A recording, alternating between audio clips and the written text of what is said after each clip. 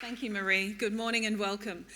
I thought I might start this morning by just acknowledging the outfits that your MCs had trotted out today, and it appears that red, black and white is the theme. There was no memo, that is an absolute coincidence, but it should make us a little easier to find today at least. Well, good morning all, and it is my absolute privilege to introduce to you our first keynote speaker for the FRSA National Conference 2019, the Honourable Michelle Landry MP, Assistant Minister for Children and Families. We are very fortunate that even though we have had a federal election this year and significant change in the new Morrison ministry, Minister Landry is a returning speaker to our conference, having been with us last year as well. I wish to publicly congratulate her on her reappointment to this role, and that it is great to have our Minister with us here today. Born and raised in central Queensland, Minister Landry became the member for Capricornia in 2013, securing victory in one of the tightest margin electorates in the country. Minister Landry has developed a reputation for tireless hard work and advocacy in her region and its people, especially focusing on the major employment industries of mining and grazing, while also paying special attention to the myriad of smaller boutique industries that the region is famous for. Last week, as Marie mentioned before, in the midst of fires, Minister Landry took leave from her federal parliamentary activities so that she could stay put in her local region to be with her electorate and community in an hour of need. Minister Landry is the mother of 2 grown daughters and a former small business owner with experience in the banking sector, and that variety will serve her well.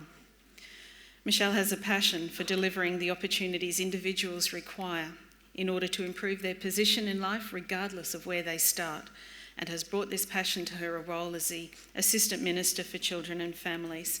Ladies and gentlemen, please join me in welcoming the Honourable Michelle Landry MP to the stage.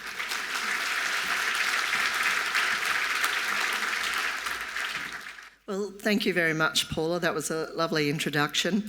And it is a real pleasure to be here today on behalf of the Australian Government in my capacity as the Assistant Minister for Children and Families. And thank you for giving me the opportunity to being part of this event today. I would like to begin by acknowledging the traditional owners on the land on which we meet and pay my respects to the elders, both past and present. And thank you to Auntie Cynthia for her welcome to country. I always like listening to the different stories in welcome to country across this beautiful nation of ours, and it's wonderful to hear the stories, of the past. And also to Michael for his smoking ceremony. I must say I was probably one of the ones that were thinking, well, we've got a fire going, because I've just been through this at home. But yes, it was very well contained, so well done. On behalf of the government, I also want to recognise the bravery of our firefighters and emergency services personnel in the face of the severe bushfires across Australia, including here in the Hunter Valley in my own electorate in central Queensland. It's been a monumental effort. Our thoughts are also with the families and loved ones whose lives were tragically lost in the fires, and also to the people who have lost their homes and their livelihoods. And I'm sorry today that I cannot stay too long, because I do have to get back home. We're dealing with a lot of issues there at the moment with the fire. Ladies and gentlemen, this conference brings together some of our nation's best leaders, practitioners, academics and policymakers who all share a commitment to supporting Australia's children, families and communities. I will say what an impressive array of speakers and panellists that are here for this year's conference to share their insights and expertise. And I quickly want to acknowledge a few of them. That's Barry Sanderson, Dr. Michael McAfee, Justice Sarah Derrington, Professor Richard Chisholm, Professor Daryl Higgins, and Dr. Tim Hobbs. And I can also assure you that the concerns have been heard about the funding. We are working towards that in a timely manner, and for funding for this sector, because it is very important and has been mentioned to me by quite a few organisations. And so Minister Ruston is very well aware of it, and there's big discussions about that at the moment. Over the next 3 days, you'll be focusing on how you can understand, assist and support our nation's children, the families and young people. Some of that focus will be on how we can better use technology, be more innovative, build our workforce capacity, and measure, increase and improve service delivery. These are the issues that the Australian Government is also focused on. We know that well-functioning families are vital to our well-being as a nation, both socially and economically. We know that families in all their forms are critical for our children to grow up happy and healthy.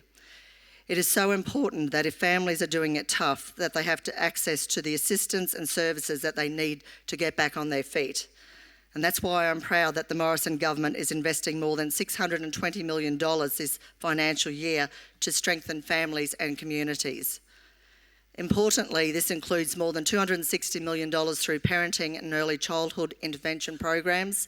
We are providing $71 million in family and relationship services, which aims to improve family relationships, prevent families from breaking down, and to secure the well-being and safety of children through counselling and education support. We recognise that different communities need different kinds of support, and that's why we're funding the Communities for Children Facilitating Partners program, which is being delivered in 52 disadvantaged communities around Australia. Using an early intervention approach that helps families to improve the way they relate to each other, as well as building parenting skills, Communities for Children is achieving some wonderful results on the ground. We also fund children and parenting support services, which includes identifying neglect or abuse within families and provides interventions for appropriate referrals before these issues escalate. Of course, improving mental health is critical to achieving better outcomes for Australian families and children, and I'm pleased that the government is providing around $43 million a year to organisations delivering family mental health support services, where the focus is on targeting mental health risks in young people early to reduce their impact in the long term. A key program that I'm particularly excited about is the place-based Stronger Places, Stronger People initiative. Stronger Places, Stronger People is being rolled out in partnership with state and territory governments and community leaders in 10 locations across the country as part of the 4th Action Plan of the National Framework for Protecting Australia's Children. This initiative harnesses collaboration between communities, all levels of government, service providers and businesses to deliver on a locally designed, place-based plan of action to disrupt entrenched cycles of disadvantage. As an initiative that is underpinned by the importance of securing grassroots knowledge and encouraging partnerships between communities and government, I'm looking forward to seeing what Stronger Places, Stronger People can deliver. Taking effective action to prevent domestic violence against women is another one of the Morrison government's top priorities. In March this year, we announced a record investment of $328 million for the 4th Action Plan of the National Plan to Reduce Violence Against Women and Their Children, which has a clear objective of preventing abuse before it happens, as well as supporting those affected by domestic violence. This funding package includes $82 million for frontline services, $68 million for prevention strategies, and $78 million to provide safe places, and $64 million for 1-800-RESPECT. Our government has zero tolerance for violence against women and children, and I'm optimistic that this action plan will make a real difference in the lives of women and children right across our nation. Currently in Australia, there are 45,800 children who are in out-of-home care.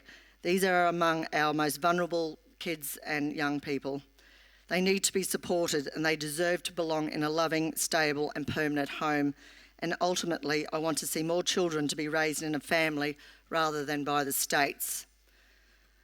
Although adoption is a matter mainly for state and territory governments, I am proud that the Morrison government is helping to facilitate discussions between all jurisdictions to ensure that the best interests of a child is always paramount in any decision about adoption. And this is a real passion of mine, and I know that this issue will be of particular interest to this conference. While permanency is about safe and stable placements, it is also about a child's identity. The need for a sense of belonging and having people in their lives who they can turn to and trust, people who are there for them. The most important consideration is that a child's well-being is at the centre of all decisions impacting on their lives. As a government, we are encouraging national approaches to these issues, and I'm pleased to report that we are making progress. A permanency outcomes performance framework has been developed, and improved reporting on permanency outcome indicators is expected to commence in March next year. At the same time, the Department of Social Services has commissioned Ernst & Young to work with states and territories to develop a nationally consistent approach to timely decision-making for children in out-of-home care, and this is expected to be ready by April 2020.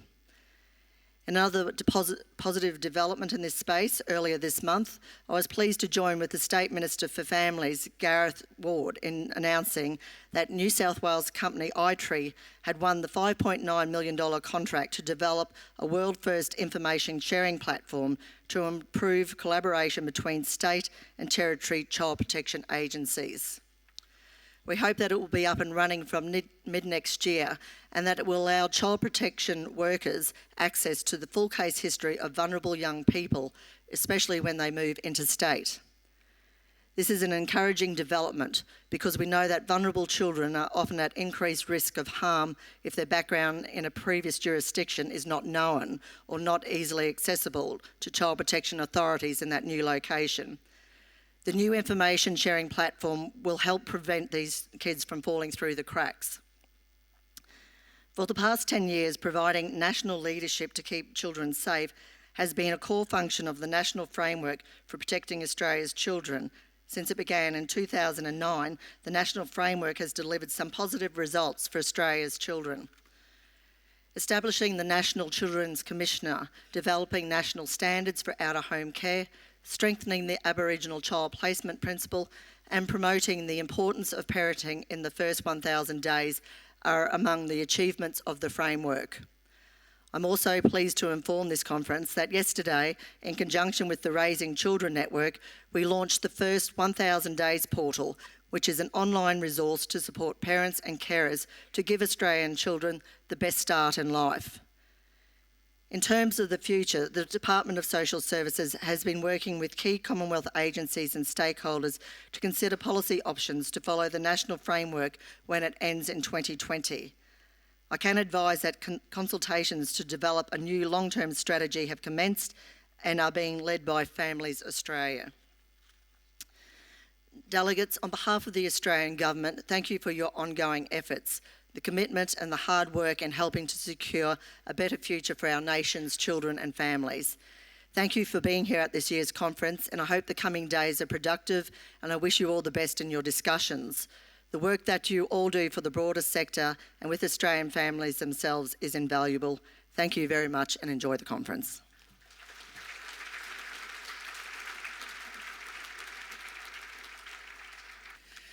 Ladies and gentlemen, Minister Landry, we are incredibly grateful for your time here today, and I appreciate that it may be limited, but I wanted to express our thanks to the Department for the decision to continue to fund the FRSA as a peak organisation of the family and relationship services sector, and for the ongoing sponsorship of this conference.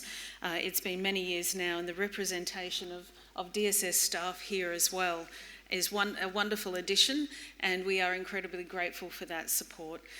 Ladies and gentlemen, please join me in giving another round of applause to Minister Landry for her time today.